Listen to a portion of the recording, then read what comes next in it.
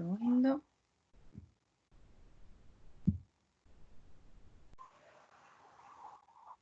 ¿Por qué no empieza?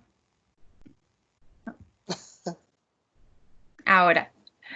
Bueno, ¿qué tal, Juan Gabriel? Gracias por aceptar a participar en esta entrevista así un poco formal, informal, que queríamos hacer para los compañeros de RIHAB, de la Red Internacional Hispana de Acceso Vascular, porque, bueno, en tiempos de COVID, pues nos surgen muchas dudas. Ahora mismo estamos en un momento en el que es buenísimo compartir nuestras experiencias porque no hay tantos estudios que estén saliendo a la luz de una manera pues randomizados y que tengan una validez y un peso como para poder decir que sean recomendaciones. Y algunas de las cosas que han surgido en los últimos tiempos pues tienen que ver con el acceso vascular y el paciente COVID positivo, sobre todo en cuidados críticos. Es un área que yo no manejo, es algo de lo que venimos hablando desde hace varias semanas tú y yo, y creo que es algo muy interesante para quien no sea experto del área de críticos poder tener, sin embargo, una opinión de una persona con una amplia experiencia, como es tu caso, no solamente en el cuidado del paciente crítico en Colombia, que es tu país, sino también en el acceso vascular. Tú eres enfermero y te ocupas de acceso vascular desde hace mucho tiempo y lo que veníamos preguntándonos en estos días, lo que te he venido preguntando era sobre la posición de pronación y el paciente COVID-19 positivo en cuidados críticos. Como te digo, para mí es algo que yo no he hecho nunca y que me surgen muchas dudas, así que me encantaría que nos pudieses explicar algunas cosas. Yo tengo algunas preguntas aquí preparadas para ti, pero primero te quería agradecer y dar la bienvenida a esta charla informal. Ok, Gloria, perfecto. Primero que todo, muchas gracias por la invitación. Para mí es un gusto poder compartir algunos tips o alguna experiencia o algunas referencias con relación a los aspectos de acceso vascular en este tipo de pacientes. Y como tú bien lo dijiste, el COVID nos llevó a entender muchas cosas, a darnos cuenta que también muchas cosas no sabíamos relacionadas al acceso vascular y, lo más importante, a ser creativos y a innovar a veces en pro del paciente.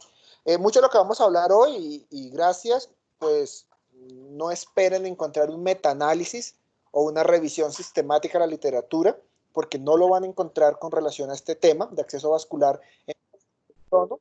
Y evidentemente hay que jugar un poco es con lo relacionado a la experiencia, a la plausibilidad biológica y al sentido común que no nos puede fallar en estos momentos. Así que vamos a hacerle y vamos para adelante. Venga, pues te hago la primera pregunta, que es la más lógica de todas. ¿Se puede colocar un acceso vascular en posición prona? Ok, entonces la respuesta rápida es sí, pero voy a usar para ayudarme algunas slides. ¿Puedes ver mis slides? Sí. Entonces la respuesta es simple, la respuesta es sí. El cuerpo humano es tan perfecto que nos permite tener una visión antropométrica de diferentes perspectivas. Y el ejemplo más simple para usar una referencia es tomar un electrocardiograma, como lo ve la imagen. ¿Se puede tomar un electrocardiograma de un paciente boca abajo o en prono? Pues sí. ¿Qué es lo que hay que entender? La ubicación de los electrodos, que claramente no puede ser la misma ubicación de los electrodos de un paciente en posición supina. Claro. Pero en este caso, como está la imagen, es la misma posición, casi que igual a la que vamos a tener de un paciente boca arriba. ¿Qué es lo que difiere? La proyección electrocardiográfica. Lo mismo va a suceder con el paciente en prono para acceso vascular. La posición anatómica es exactamente la misma que estamos viendo en la foto, pero hay que entender cuando utilice el ultrasonido la posición de los vasos sanguíneos. ¿Hay un referente? Sí, cuando usted busca la literatura, acceso vascular en prono, encuentra que lo usan nomás o muy comúnmente, bueno, no sé qué tan comúnmente en otros países, para catéteres de hemodiálisis permanentes en pacientes con depresión del acceso vascular y los usan para colocarlos directamente en la vena cava. en pacientes que en diálisis crónica lo utilizan y la posición de inserción del catéter es en PRON. Así que existe una referencia, ¿sí? ¿Es viable clínicamente? Sí. Hay que cambiar algunas formas en las como vamos a ver las estructuras, es posible, pero se puede hacer. Hombre, se puede hacer, pero entiendo que no es igual colocar un catéter, como estamos viendo en este caso, ¿no? Que está en la zona renal, en la imagen que vemos aquí abajo a la derecha, que colocar un catéter, por ejemplo, en la yugular, en un paciente que está en pronación, no tiene que ser tan sencillo. ¿Tú sabes si existe alguna referencia sobre este tipo de inserciones o cuando hablamos de pronación automáticamente estamos hablando de inserción de PIC? No, claramente, si uno hace una revisión de la literatura bien amplia, no es que encuentre mucho, pero además de los catéteres de diálisis, lo que sigue es que sí hay evidencia. Y es muy importante entender que cuando digo evidencia, no vamos a encontrar ensayos clínicos aleatorizados, doble ciegos, randomizados, no. Encontramos normalmente esa experiencia de caso. Y el acceso yugular es muy común cuando encontramos reportes de casos. Entonces, ¿qué es lo importante entender? Y aquí en esta imagen es acceso yugular en un paciente en PRON. Y aquí es donde el uso del ultrasonido en acceso vascular debe ser más allá de ver un círculo negro e introducir una aguja. Eso no es ultrasonido. El ultrasonido es realmente entender lo que estoy viendo en la imagen y no perder la referencia anatómica. Si a su izquierda de la pantalla ven acá, ven la yugular interna en la parte inferior, la arteria carótida y ven el músculo esternocleidomastoideo. Si me paso a la otra imagen, igual se ve la yugular interna, se ve la arteria carótida e igual se ve la pared con el músculo. ¿Cuál es la diferencia? Aquí al lado izquierdo el paciente está en posición supina y aquí al lado derecho está en posición prona. ¿Se ven las mismas estructuras? Sí. ¿Qué es lo que cambia? La connotación anatómica en cómo las estoy viendo. Y lo mismo nos va a suceder en el brazo. Aquí tengo otro ejemplo de otra publicación de un caso. A la izquierda está la yugular interna, en este caso a la izquierda, y en la parte de abajo está la carótida. En el lado derecho de la pantalla está la yugular interna y también está la carótida. ¿Es la misma imagen? ¿Es la mismo paciente? Sí, pero ¿cuál es la diferencia? Que en la imagen A está el paciente boca arriba y en la imagen B está el paciente boca abajo o en posición de PRON.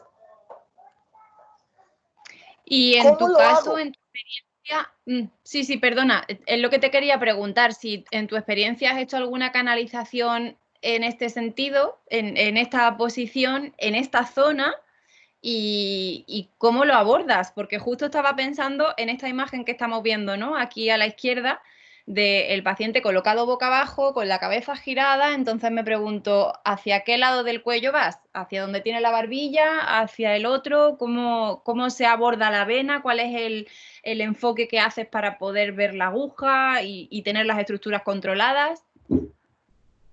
Entonces, claramente la respuesta es depende del tipo de transductor que tenga, porque así use el lineal, todos los lineales no son iguales. Pueden haber unos más grandes que otros. 2, el tamaño del cuello del paciente. Y 3, y creo que es lo más importante, qué tan acostumbrado esté yo a las Claro. imágenes que estoy viendo y qué tanta destreza para poder aplicar los principios de sonografía. ¿Qué es lo que estamos viendo en la imagen? Un paciente con un cuello normal, ni siquiera es un cuello corto. Hay pacientes obesos con el cuello más pequeño o pacientes de baja talla. Pero lo que estoy viendo es algo muy llamativo y es que aquí usan el conocimiento de la ultrasonografía, porque tienen eje corto, pero el acceso de la aguja lo van a hacer en el plano. Y eso como que rompe un poco los principios de lo que uno aprende en los cursos. Y es que en los cursos le dicen eje corto, fuera del plano, eje largo, dentro del plano. Pero en esta posición es posible, como se ve en esta imagen, que lo mejor que puedo hacer yo es usar el eje corto en el plano. ¿Por qué? Porque me permite ver la aguja como la estoy viendo e incluso ver la guía. No sé si alcanzan a ver el pedacito de guía que se está viendo. ¿Y por qué? Porque es muy fácil en esta posición confundirme y terminar poniendo el catéter en la arteria. Entonces la respuesta ¿es viable? ¿Se puede hacer? Sí. ¿Hay que ser innovador en cómo uso el ultrasonido, los planos? Sí. Ahora, si me lo pregunta a mí a título personal o profesional, si en un paciente en prono mi primera elección sería ponerle un catéter yugular, posiblemente la respuesta es no. Además, tenemos que tener en cuenta que cuando hablamos del paciente COVID-19 positivo, seguramente o si están cuidados intensivos o es un paciente que está intubado o lo va a estar o ya tiene una traqueotomía, entonces también la zona del cuello queda un poco fuera de juego, por decirlo de alguna manera, para poder colocar un acceso vascular y disminuir pues las complicaciones, ¿no? Siempre estando pendiente al riesgo de infección, etcétera, con que como primera opción para ti un catéter central de inserción central en el cuello, en yugular, en este caso no sería una opción. ¿Cuál sería tu opción? No, la verdad no sería la primera opción. Lógicamente el sentido común, la primera opción sería ponerle al paciente en supino antes que lo giren. Claro. Y le colocaría un catéter axilar torácico, un catéter corto, un SIC, de 4 vías, 3 vías, 5 vías, bueno, de todas las que requiera el paciente porque va a estar muy inestable, posiblemente hemodinámicamente.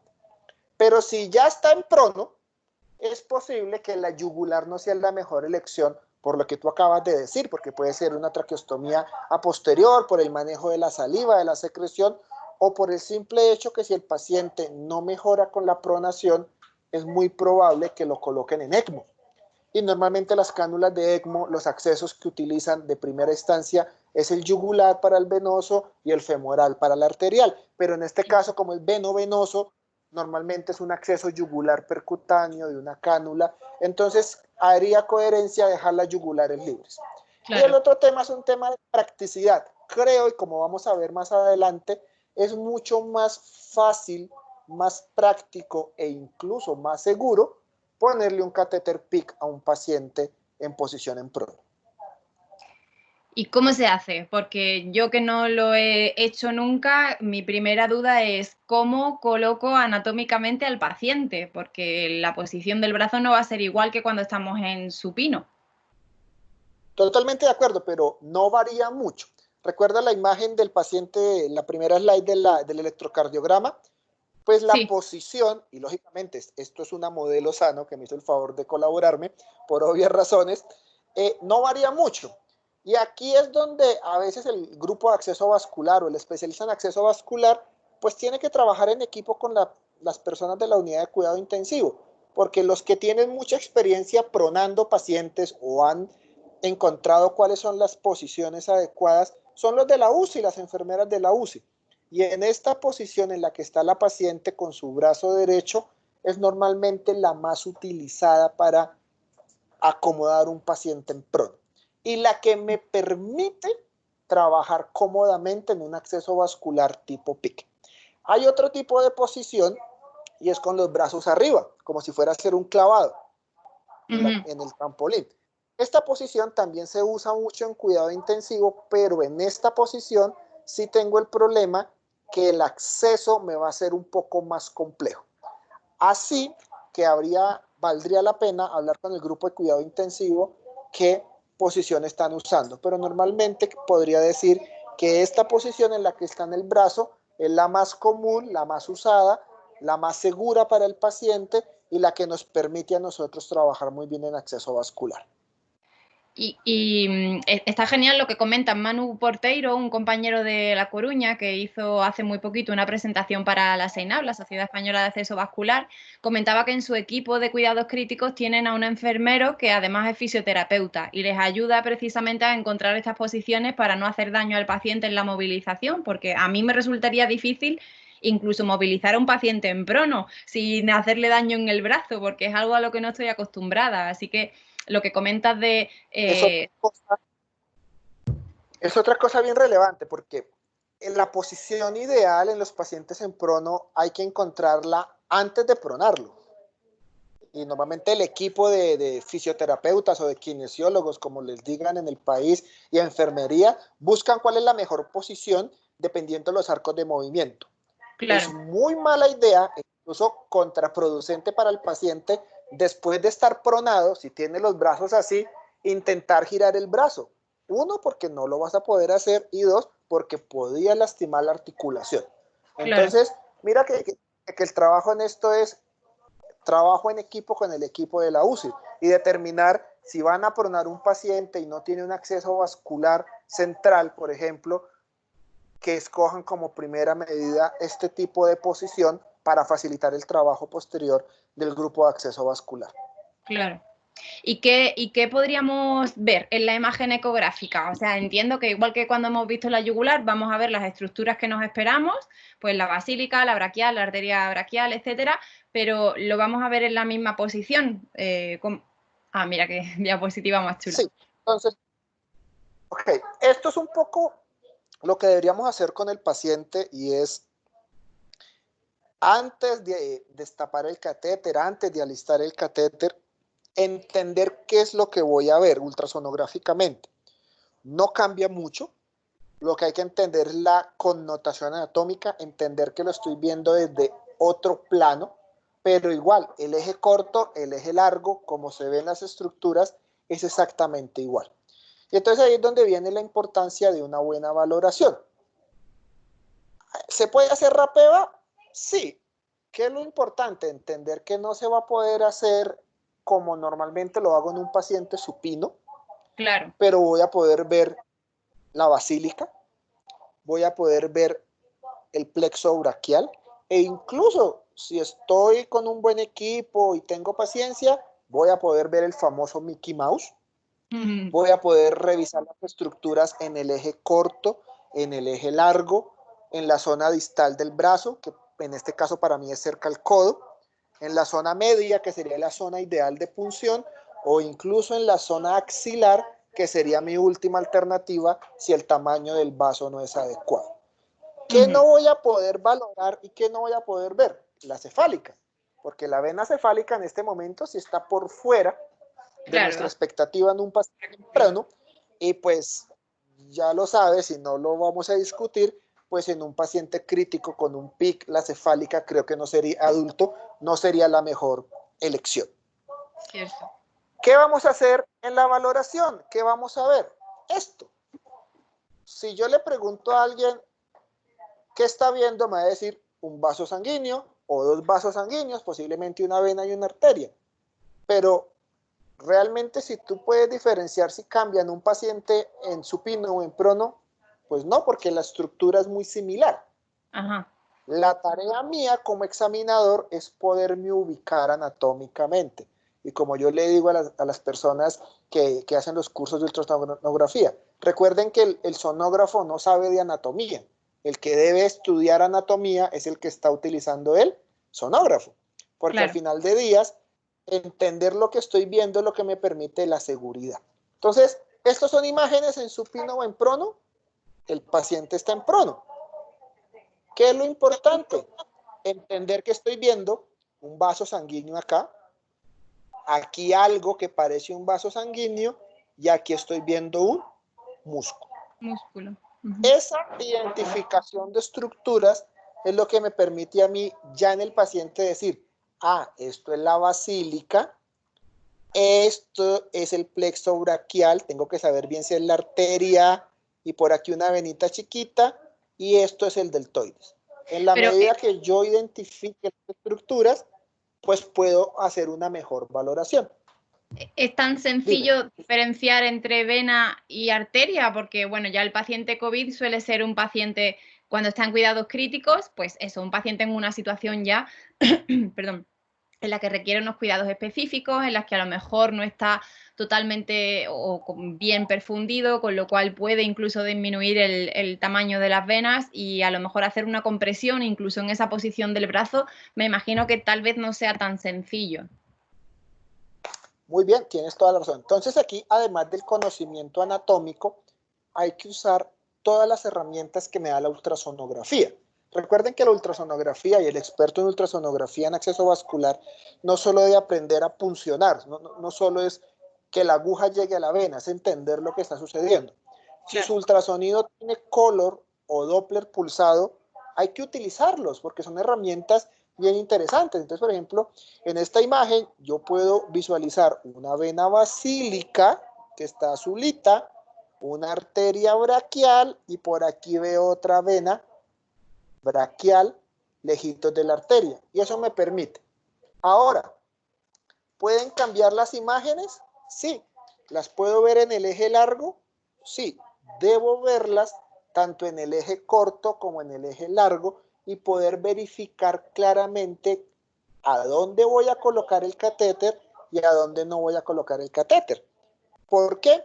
Si tú solo miras una perspectiva o una imagen, dirías, perfecto, esta es la imagen y aquí voy a poner el catéter. Pero con que muevas el transductor 2 milímetros, la imagen cambia. Entonces vas a ver un vaso sanguíneo aquí arriba, que es una vena, pero justo debajo vas a tener la arteria. ¿Con cuál de las dos imágenes debería trabajar alguien?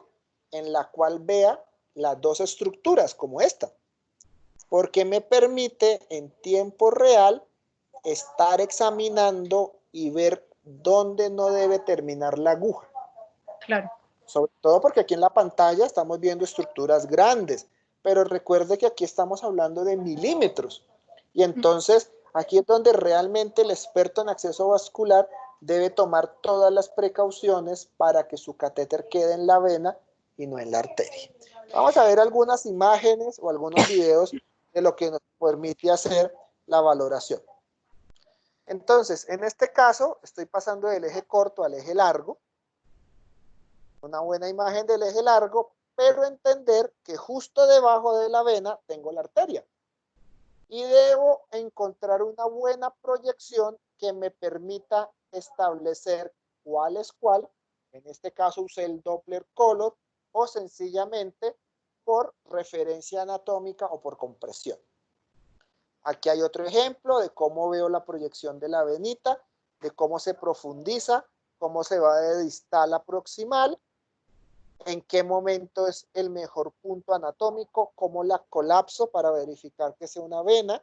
Esta prueba creo que casi nunca falla, pero sin embargo utilicen todas las herramientas para estar 100% seguro que lo que realmente van a funcionar es una vena y no es una arteria, y siempre busquen el mejor lugar donde puedan acceder, bien sea en el eje corto o en el eje largo, y como ustedes puedan trabajar más cómodos.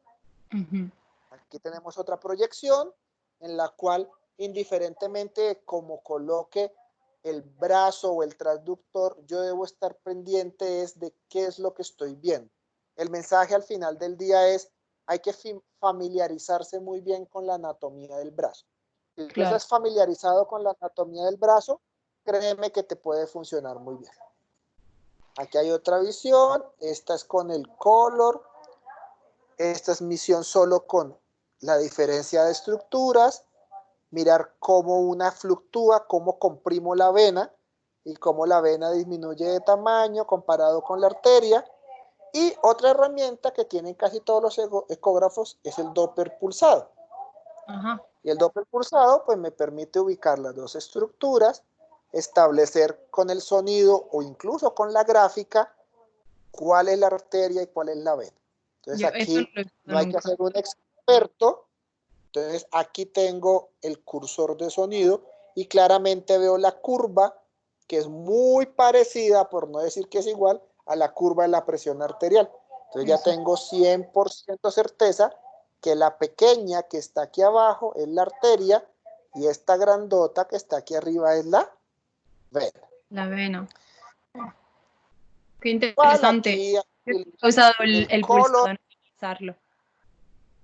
Mira, y la verdad, y no sé, yo soy un enfermero vieja escuela, yo le confío más al Doppler pulsado que al color. porque para poder entender e interpretar el color se requiere un poco más de adiestramiento. Requiere entender el ángulo, requiere entender cómo colocar el transductor bien, y a veces puedo tener falsos positivos o falsos negativos, como que veo una arteria azul o veo una vena de color rojo. Cierto. Es posible, eso puede pasar con el color. Mientras que el pulsado, no, el pulsado nunca te engaña, porque el sonido o es arterial o es venoso. Claro. Y si no quieres guiarte solo por el sonido, pues mira, perdóname, mira la curva. La curva de esto, pues claramente tú tienes que tener una perspectiva de que lo que estás viendo ahí es la curva de la presión arterial. Totalmente. Entonces, ¿qué es el mensaje en esto? Familiarizarse con estas destrezas, con lo que tenga su equipo, porque a veces el equipo está limitado. Pueden tener un equipo, wow, un Mercedes-Benz que tiene de todo, que tiene software para vascular, que tiene color, Doppler, pulsado, bueno, como pueden tener un equipo muy básico que tiene solo 2D y pulsado. Normalmente claro, los más básicos tienen 2D y pulsado, pero con el pulsado lo pueden sacar adelante. Fenomenal. Y, en este caso,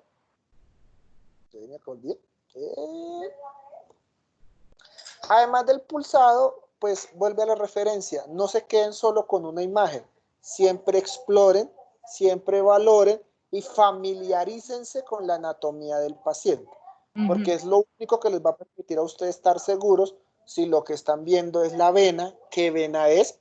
En este caso, pues no voy a entrar a discusiones, pero claramente deberíamos intentar que fuera la basílica, por tamaño, por facilidad, por profundidad y porque realmente necesito una vena de grueso calibre y que me permita colocar un catéter grande. Pero entonces, hay que familiarizarse. A la hora de elegir un PIC en estos pacientes, hablamos de los COVID-19 positivos en cuidados críticos, nos tenemos que centrar en un catéter PIC de ciertas características, porque entiendo que tiene que tener 2 o 3 luces. Si necesita más de 3 luces el paciente por su tratamiento, ya tenemos que pasar a una vía central de inserción central. Entonces, también tenemos que ser muy cuidadosos a la hora de medir la vena en la que vamos a insertar el catéter para que pueda tener dentro un catéter de 5 o de 6 French, ¿no? Que serían de 2 y de 3 luces respectivamente.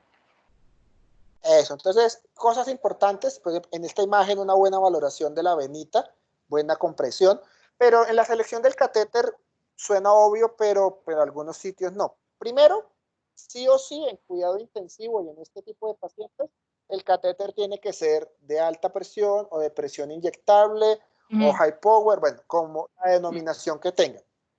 2, un catéter de 2 vías o preferiblemente de 3 vías, porque es un paciente polimedicado, está en cuidado intensivo, va a tener muchas infusiones. ¿Cuál es la limitante de los catéteres de 3 vías? El tamaño. En algunos modelos y en algunas marcas arrancan en 5.5 French y en otros de 6 French y en otros incluso de 6.5 French. Así que necesitamos encontrar una vena de gran tamaño, aplicar la herramienta que utilicen, el cálculo que utilicen, bien sean el 45 o 50% o el 33%, pero tener en perspectiva que hay que respetar un espacio intraluminal, porque de lo contrario le solucionamos algo al paciente, que es un catéter para poder colocar medicación, pero lo estamos poniendo en alto riesgo de una complicación como la trombosis asociada a catéter. Claro, que además tenemos que tener en cuenta que estos pacientes ya tienen un cuadro de hipercoagulabilidad especial, entonces no debemos incidir con este tipo de medidas no bien tomadas, porque podemos causar realmente una complicación muy importante. Yo he visto una foto por ahí antes que la pasara, pero me llama mucho la atención también la posición en la cual se hace la punción, porque claro, estando el brazo rotado hacia abajo, entiendo que eso es justo la manera de puncionar, en vez de estar como muy superior, queda un poco más lateral, ¿no? ¿O cómo sería? Así es. Normalmente estamos acostumbrados con el paciente en supino que la punción es en la cara media del brazo, normalmente anterior. Eso es. Aquí lo único que cambia es que el paciente va a estar boca abajo, como está la modelo, pero en el orden de ideas, la técnica de punción es exactamente la misma. Eje corto, fuera del plano, eje largo, dentro del plano. ¿Qué es lo importante? Y vuelvo al mismo punto. Primero revisen y estén seguros. Entonces, si voy a puncionar en esa zona, la vena basílica, que en esa zona sería muy buen sitio. ¿Por qué?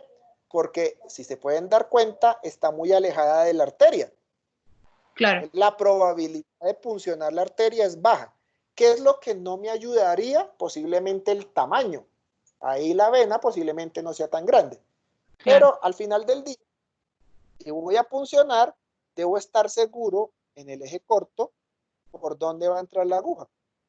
¿Cómo Ajá. puedo hacer eso? Yo lo estoy haciendo con un pincel, lógicamente, para no puncionar la modelo, pero en la práctica tú lo puedes hacer con la aguja, solo que no le quitas el protector, como le enseñan a uno cuando está aprendiendo en los cursos a ubicarse. Cierto. Pero aplican los mismos principios. El triángulo, sí, aplica la técnica dinámica, aplica que la imagen debe estar en la mitad de la pantalla para que esté en la mitad del transductor, aplica. Si usted se siente más cómodo utilizando esas guías que utilizan para los transductores, lo puede hacer. Yo no soy muy amigo de eso, no las recomiendo, pero si usted está adiestrado con esto, utilícela, porque igual le va a funcionar. Pero yo creo que el experto en acceso vascular debes aprender a entender qué es lo que está viendo, qué lo está haciendo. Eso Entonces es. aquí estamos más arriba, siempre estén seguros. Es preferible demorarse 5 o 10 minutos más en la valoración, revisar dónde está la vena, cómo la voy a puncionar, desde dónde voy a ver venir la aguja, y no durar 40 minutos, una hora y media multifuncionando al paciente y exponiéndome más sabiendo el riesgo. ¿Que lo quiero hacer en el eje largo? ¿Se puede? Claro, mira, aquí estoy en el eje largo. Es muy importante entender desde dónde voy a ver entrar la aguja y funciona. El mensaje es lo mismo que haces con un paciente supino, lo vas a hacer con el paciente en prono. Lo único que hay que entender es la posición anatómica, cómo vas a ver las imágenes del paciente y estar 100% seguro. Y entonces aquí es donde viene la importancia de una buena valoración, la importancia de acostumbrarse a las imágenes que estés viendo. Y yo sé que estamos un poco de cortos de tiempo en la crisis hospitalaria o en la sobrecarga, pero vale la pena que acuesten un colega en posición prono, practiquen la valoración para que se acostumbren y no la primera vez en paciente en prono ya tengan ustedes la mascarilla, tengan el traje, tengan el visor, el N95, están hiperventilados y posiblemente ahí se van a estresar un poco. Yo creo que vale la pena practicar en frío para ir un poco más adiestrados. Y Juan, perdona, dime. No, que si lo quieren hacer distal, medio o proximal, como ahí muy cerca al axilar, ahí es donde el sentido común, porque a veces somos muy dogmistas y eso nos pasa mucho a los enfermeros y a los de acceso vascular. Es que en la zona SIM el catéter sí o sí tiene que quedar en la zona media del brazo. Ese es el escenario ideal y posiblemente haremos el mayor esfuerzo para que todos los catéteres queden ahí. Pero si tengo un paciente en prono que necesita la vía venosa central porque está polimedicado, que necesita un catéter PIC de 3 vías y el único sitio donde el tamaño de la vena es adecuado es cerca al axilar, pues posiblemente tendré que colocarlo ahí, porque es o colocarlo ahí o dejarlo sin acceso vascular. Ahí siempre podemos jugar también un poco con la tunelización eventualmente, pero como tú bien decías, también se trata un poco de hacer una maniobra segura en el menor tiempo posible para que el operador tampoco tenga una gran exposición a este paciente que es altamente contagioso. Te quería preguntar, dice que todo se hace igual en el paciente, pero igual la medición del catéter no puede ser igual. ¿Qué tiene de diferente? Muy bien. Entonces, mira, vuelvo al mismo punto. Aquí no hay nada escrito sobre mármol. O sea, aquí nadie tiene la verdad absoluta ni la quimera. Y mucho lo que uno encuentra es de experiencias en otros centros, experiencias que ya pronaban pacientes, que se hace comúnmente en pacientes en SDRA. Entonces, que les tocó un poco ensayo-error e encontrar alternativas. Eso está copiado tal cual como están algunos reportes de casos, y entonces hay algunas técnicas como medir desde el sitio de inserción hasta el tope del hombro, perdón, aquí quedó mal la traducción, que es el acromio, y si estás del lado derecho, adicionar 20 centímetros, o si estás del lado izquierdo, 25. Y lo colocan muy bien, aproximado. Encontré otra que dice medir desde el sitio de inserción hasta el tope del hueso del hombro, o sea, el acromio, y luego una línea recta, como se ve aquí en el dibujito, hasta la tercera o cuarta vértebra torácica. Esta me parece un poco más coherente. Acertada, más coherente. ¿No? Sí, Mm. sí, y no puedo decir ni comprometerme que es 100% equivalente. Es una aproximación. Que esto, sumado a una herramienta que vamos a ver más adelante, pues pienso que nos va a dar un nivel de certeza bien adecuado. ¿Cómo más se podía hacer? Con los rayos X de tórax. Todo paciente... Estamos hablando de radiografía previa a la inserción para hacer un cálculo aproximado de la medida, ¿no? Totalmente, sí señora. Entonces, todo paciente que esté en cuidado intensivo, antes de pronarlo, mínimo debe tener un rayos X de tórax en posición supina. Entonces lo que voy a hacer yo es intentar con los rayos X que tengo poder calcular o poder medir cuál es la distancia. Entonces hay varias formas también. Entonces hay una que está aquí con un rayos X en posición supina. Lo que pasa es que aquí lo puedo hacer al revés. Arranco desde la unión atrio-cava. Voy a la unión atrio-cava, voy el trayecto hacia la subclavia, paso al axilar, la basílica, al punto de punción. No debo olvidar es que la imagen es en 2D, entonces debo agregarle la profundidad de la vena. ¿Cuál es el problema? Que muchos rayos X no hacen proyecciones de los brazos y solo me queda el tórax. Entonces lo único que hago es combinar. Aquí nada está escrito. Entonces, tomo la medición hasta el hueco axilar y después externamente en el paciente mido el sitio de punción al hueco axilar y lo sumo. Claro, ¿Puede funcionar? Sí, puede funcionar. Me da una aproximación. Combino la imagen del rayos X con la imagen externa del paciente. Claro. A ver, no si podemos olvidar que... Dime, termina. Si tengo la fortuna, como en la mayoría de hospitales, de tener rayos X de tórax decentes, bien tomados, con una parte del brazo, y además con un buen software como este que me permite medir, pues me va a quedar mucho más fácil porque hago la medición. Entonces mido el sitio de inserción a la cabeza del húmero, en este caso son 10.6 centímetros, de la cabeza del húmero más o menos al brachiocefálico, son 19.8 centímetros, y el brachiocefálico a la unión atriocava 8.6 centímetros. Son los números que están en verde. Eso me da 39 centímetros. Y con el ultrasonido yo sé, o si no lo sé, pues lo calculo, pero la mejor forma es medirlo en tiempo real, que la vena está a 2 centímetros de profundidad. 39 más 2, 41 centímetros. Y ya lo otro es sentido común o práctica.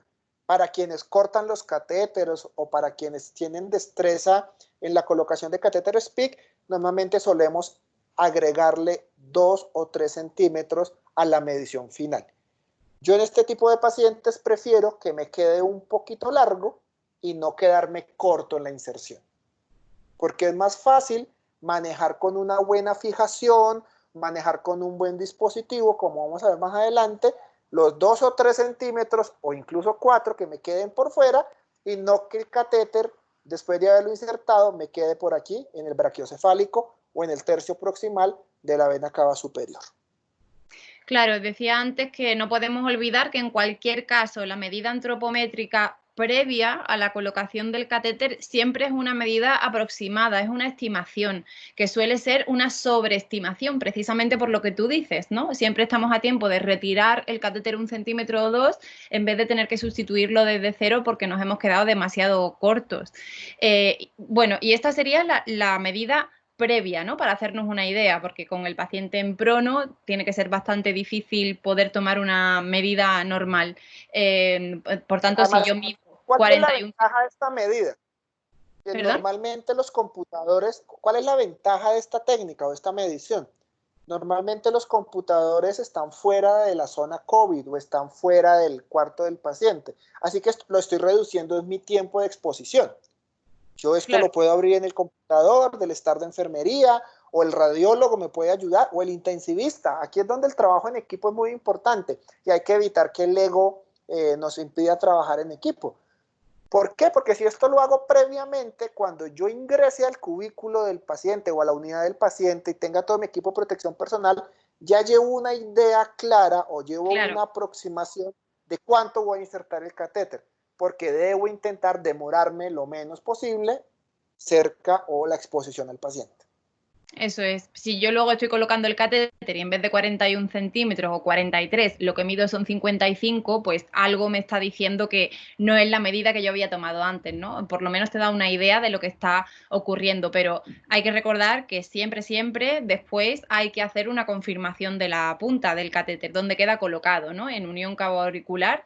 Y quería preguntarte, en tu caso, ¿vosotros utilizáis también radiografía en vuestro hospital o usáis el ECG intracavitario, usáis ecocardiografía? ¿Cuál es tu experiencia en eso? Realmente se pueden usar todas las herramientas. En un paciente normal, no COVID, es posible que el ultrasonido nos ayude a hacer casi el 90% del trabajo. Muchos de los enfermeros de cuidado intensivo hacen ecocardiografía básica, así que pueden utilizar los transductores para ver dónde está la punta, o hacen una prueba de burbuja, en fin. Pero indiscutiblemente por practicidad y por fiabilidad, yo creo que el ECG intracavitario y los sistemas de navegación son una herramienta muy importante en este tipo de pacientes y en la ubicación de pacientes en prono. ¿Y por qué el rayos X a veces suele ser difícil? En esta imagen son imágenes reales de un paciente COVID y mira cómo arranca el día 18 y el día 20 mira el rayos X cómo está. Wow. Por eso es que los pronan, porque tienen un SRA, tienen una falla ventilatoria gigantísima, pero ¿cuál es el problema? Que incluso buscar la punta del catéter en este rayos X del día 20 es muy complejo. Es casi el que lo encuentre, pues debe tener una gran destreza. O no puede ser exacto. Terminas diciendo, sí, el catéter está en la vena cava superior, pero no puedes decir que exactamente está en la unión atriocava. Por eso es que indiscutiblemente el ECG intracavitario, yo pienso que es de las herramientas más importantes para el acceso vascular después del ultrasonido, lógicamente, y nos permite ser exactos y lo más importante en tiempo real, en caliente. ¿Cuál sistema utilizar? Pues ya eso depende de cada hospital. Hay algunos de índole comercial, estos son los que más se usan en Latinoamérica, creo que en Europa hay más. E incluso hay unos artesanales o improvisados que utilizan un electrodo básico, un electrodo de los de monitoría y el papel del desfibrilador. Entonces tenemos dos cosas importantes. Lo primero, los sistemas modernos con navegación como este que está acá y como este, la gran ventaja es que nos permite ver por dónde va el catéter. Y eso para mí es muy importante porque con un paciente en prono, en un paciente COVID, yo no me puedo dar el lujo de colocar el PIC y que me llamen 6 horas después a que me digan, oiga, el catéter quedó enrollado, oiga, el Claro. catéter quedó yugular ascendente, necesitamos saber si lo podemos reacomodar. Si fuera un paciente común y corriente, posiblemente no es lo mejor, pero se pueden tomar decisiones. Pero yo necesito que en este tipo de pacientes, cuando yo me salga del cubículo, me retire de la unidad, tenga el 100% de tranquilidad que el catéter quedó en óptimas condiciones y listos para usar. Entonces, por eso estos sistemas de navegación me permiten ver por dónde va el catéter, si se me está enrollando, arreglarlo de una vez y, lógicamente, como se ve en este, ver con la progresión de la onda P, el aumento de tamaño de la onda P, que exactamente estoy en la unión atriocava, que es donde debo dejar la punta de mi catéter. Así que indiscutiblemente en este tipo de pacientes, sí, el eje intragravitario es una herramienta formidable. Fantástico, porque al final es el navegador nos ayuda, pero quien nos confirma dónde queda la punta es siempre el ECG intracavitario. Y bueno, hemos hablado ya de la valoración, de la técnica de punción, de la posición del brazo, de la posición de la punta. Ah, tenías otra diapositiva. Así, sencillamente es para mostrar, este no es un paciente COVID, pero es en tiempo real. Si se dan cuenta ahí, la progresión de la P es muy importante. Y Sí, es lo va que voy a aumentando. ver en el paciente. Tengo en UCI. Entonces, al final del día, lo que tú dices es importante.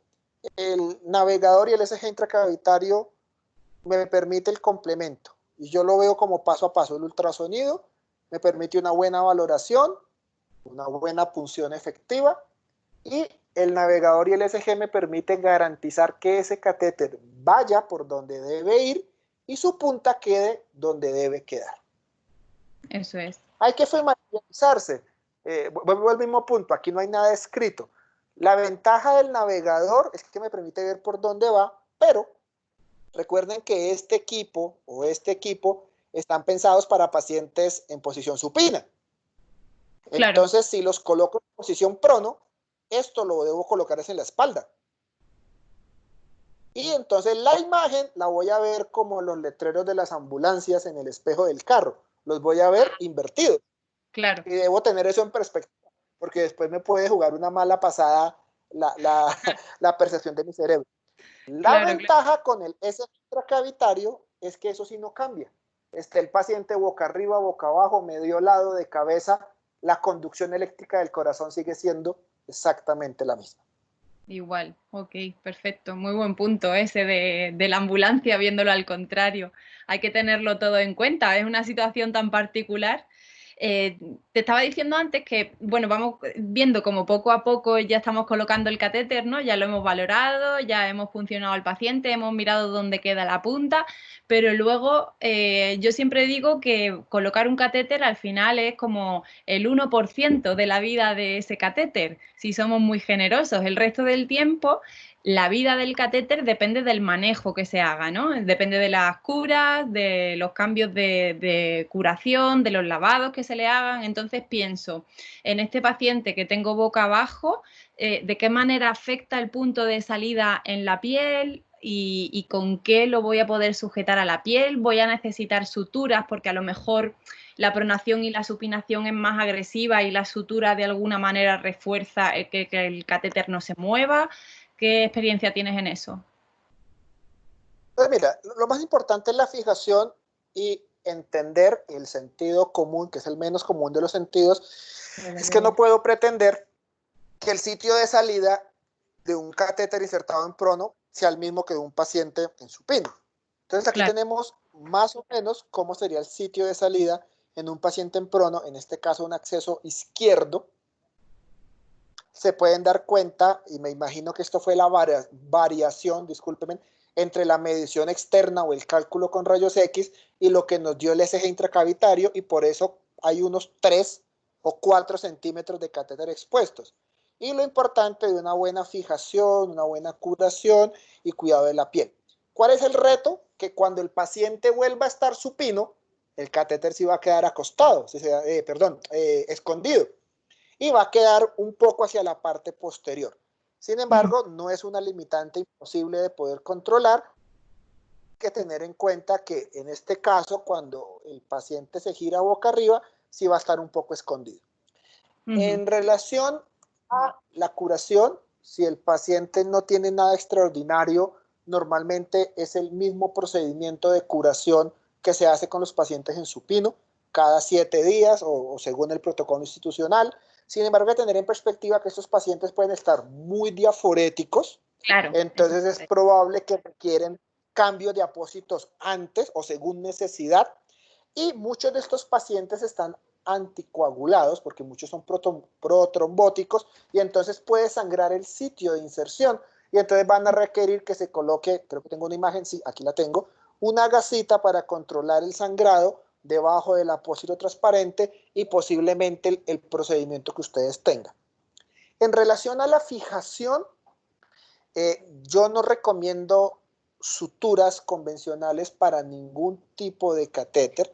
Tenemos herramientas disponibles en el mercado.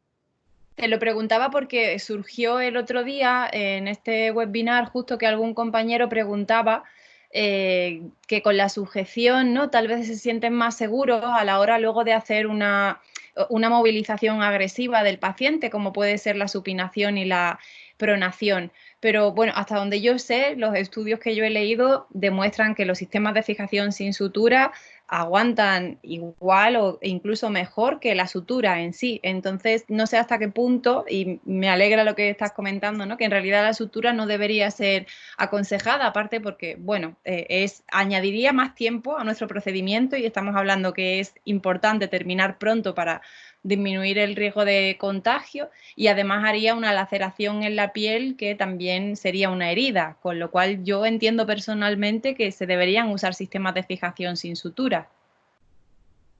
Nosotros como experiencia y en un centro donde trabajé antes, hace algún tiempo atrás, antes del COVID, antes de todo, fácilmente hace 10 años, nosotros eliminamos las suturas incluso de los catéteres cortos, de los centrales cortos. Y nuestra experiencia fue muy buena. La incidencia de desalojo de dispositivos era casi cero antes de los fijadores libres de sutura, porque nosotros lo hacíamos solo con el apósito transparente y con una doble fijación en las vías, algo muy parecido a lo que está acá, en esta imagen. Si se dan cuenta, aquí el catéter es un central corto, esto no es un PIC, y tiene su apósito convencional y lo que tiene es un refuerzo para las vías. Y claramente lo que hay que fortalecer es las precauciones de cuidado en la manipulación de las líneas y en el movimiento del paciente. Estos pacientes pronados, COVID o no COVID, la gran mayoría están o muy sedados e incluso relajados para que se puedan ventilar en las condiciones que estén. Así que aquí la probabilidad de que el paciente se mueva bruscamente y se desaloje el dispositivo, creo que es nula. Aquí el desalojo, el riesgo de desalojo, es cuando las enfermeras están girando el paciente. Pero lo digo por conocimiento de causa, la buena práctica de las enfermeras en cuidado intensivo y de la manipulación de las líneas hace que el riesgo de desalojo sea igual de un paciente en supino, o sea, debe ser bajo. Así que yo no recomiendo los sistemas de fijación con sutura convencional porque aumenta el riesgo, me puedo puncionar con la aguja de la sutura. Además, si utilizo una sutura polifilamento tipo seda, el riesgo de irritación cutánea es mayor y entonces se pone rojo el sitio de inserción o sangra el sitio de inserción y se me vuelve una tragedia griega el cuidado del catéter. Están los sistemas de fijación convencionales como estos. Creo que puse todos los que tengo yo disponibles en el mercado. Están estos, están con clorexidina como acá, está este que me gusta a mí particularmente y lo recomiendo, sobre todo por el costo. Y si mi hospital tiene muy buenos elementos, pues puedo tener uso de tecnología. El sistema percutáneo, que combinado con el apósito transparente creo que es lo mejor que puede haber ahorita para todo tipo de paciente y este no es la excepción. Y si tengo la opción de usar el glue o de adhesivo cutáneo, pues también me puede ayudar. Al final del día, y lo que yo aprendí, discúlpame. No, digo que el adhesivo cutáneo también me parece muy buena idea a la hora de evitar el sangrado en estos pacientes que están anticoagulados, los COVID-19 positivos, precisamente por su perfil de alto perfil de coagulopatías, ¿no? Que ya se ha visto que es algo que más allá del acceso vascular es un paciente que tiende a tener este perfil. Entonces el uso del cianoacrilato también puede evitar que haya sangrado, ¿no? No solamente la gasita, como decías antes, sino también esto en el punto de inserción. Pero, por supuesto, el mensaje mío es, entre más herramientas tengas para usar, ojalá fuera el mundo ideal, úsalo. Claro. De lo contrario, usa lo que tengas disponible. Pero si tienes glue, úsalo. En el sitio de inserción, muy bueno, pero además para la fijación. Hay unos videos, incluso en Facebook, de nuestro colega Matt, de cómo usar el adhesivo sumado al apósito transparente.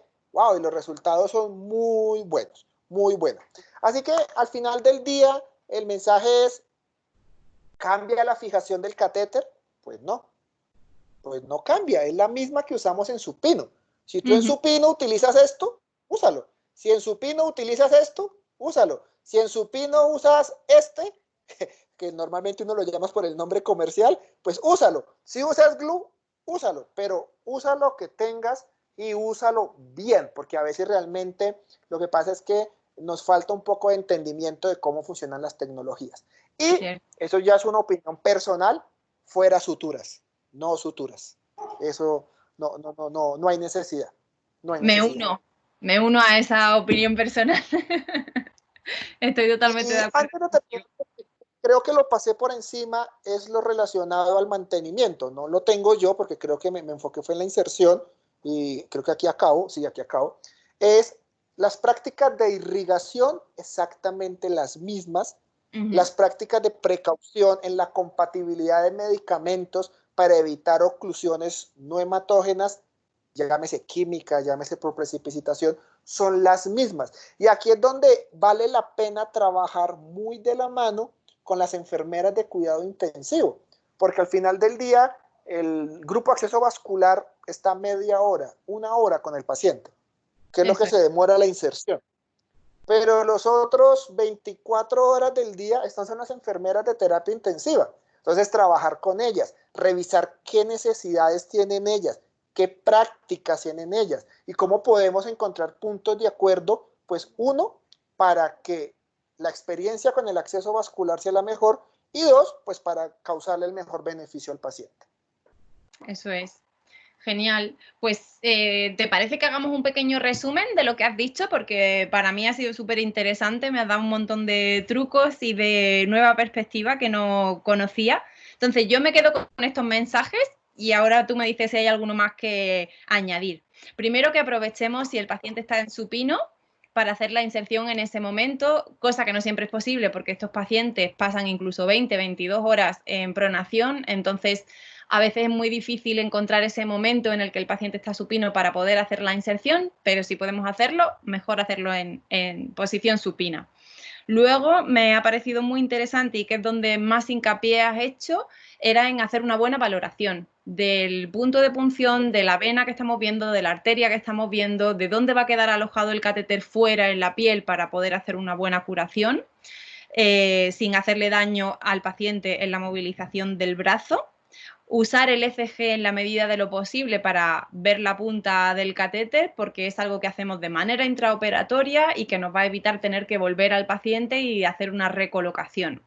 Y lo último, no usar los puntos de sutura, seguir haciendo las curaciones como las venimos haciendo en los pacientes en supino, pero añadiendo que estos pacientes pueden sufrir picos febriles muy importantes y pueden ser diaforéticos, con que la vigilancia del punto de inserción quizás se tiene que hacer de una manera más continuada o más frecuente para hacer un cambio de cura cuando lo necesite, incluso antes de los 7 días si es necesario. Más o menos, es un resumen. Perfecto, entonces, y ya complementario es, uno, sentido común, en esto el sentido común y aplicar el principio de beneficencia y no maleficencia, que pensemos muy bien todo lo que tenemos en disponibilidad de insumos, materiales, destrezas, tecnología y ponerlo al beneficio de estos pacientes y de todos los pacientes, pero en estas situaciones. Dos, trabajo en equipo. No nos aislemos porque en esta situación hay que trabajar muy de la mano con el grupo de cuidado intensivo, con las enfermeras, con los kinesiólogos, con las terapeutas, con los médicos, para tomar la mejor decisión para el paciente. Y tres, ser creativo, porque a veces no tenemos las soluciones disponibles, a veces nuestro hospital no cuenta con las herramientas, no cuenta con todos los dispositivos que quisiéramos tener, entonces a veces tenemos que ser creativos en nuestros actos, sin hacer mal y sin causar una posible lesión al paciente. Con seguridad. Y la más importante, y a veces no hemos podido, como en el caso de España, en Colombia de pronto sí, es practicar en frío. Yo sé que salimos cansados del trabajo, yo sé que estamos agotados, que estamos estresados, pero si a la fecha no has tenido que colocar un catéter en prono, muy bien por ti, muy bien por tus pacientes, Aprovechate 15 minutos y con tu compañero, con tu colega, con el residente, con alguien, haz el ejercicio de evaluar el paciente en prono y toma las medidas, identifícalas. ¿Por qué? Porque la primera vez va a ser ya en caliente con el paciente, con todo el equipo de protección personal, eso te va a poner un grado de estrés adicional. Sí. Y por último, no olviden que en pacientes de alto riesgo, no solo en COVID, pero pues en este caso es COVID, no hay urgencias. No caigamos en la presión, porque a veces sabemos que en esto prima es la protección nuestra, la protección de todos nuestros colegas y hacer las cosas bien. Sabemos que el paciente puede estar muy enfermo, puede estar críticamente enfermo, pero no caigamos en esa ligereza de obviar un paso del equipo de protección personal, de hacer las cosas de afán, porque posiblemente podríamos colocar nuestra seguridad en riesgo. Muy buen consejo. He visto las cifras que ha habido No, pues aquí en son España, tristes. pues seguramente también ha sido, fundamentalmente, ha sido una falta de material, pero bueno, también es cierto lo que tú decías, en general, lo que tenemos que saber usarlo. Y la creatividad está a la orden del día, está clarísimo que nos estamos reinventando en muchos escenarios en los que nunca nos habíamos imaginado, como bien tú decías antes, es algo que nadie se esperaba, nadie veía venir y nos ha pillado todo de sorpresa. Así que sigamos aprendiendo de nuestras experiencias. Por favor, protéjanse, protejan a los suyos, protéjanse a vosotros primero y espero que en Colombia la situación pase pronto. Aquí en España ya estamos en desescalada. Y agradecerte, Juan, tu tiempo dedicado de manera altruista y gratuita a explicar esto a todo el que esté interesado y sobre todo aplicármelo a mí, porque te he estado preguntando durante varios días muchas cosas hasta que al final decidimos hacer esta entrevista y grabarla y creo que ha sido muy buena idea. Así que muchas gracias y lo dicho, que Ok, vaya todo muy bien por Colombia. Tengan mucho cuidadito, por favor. es un gusto, muchas gracias y un abrazo gigante. Un abrazo. Ok.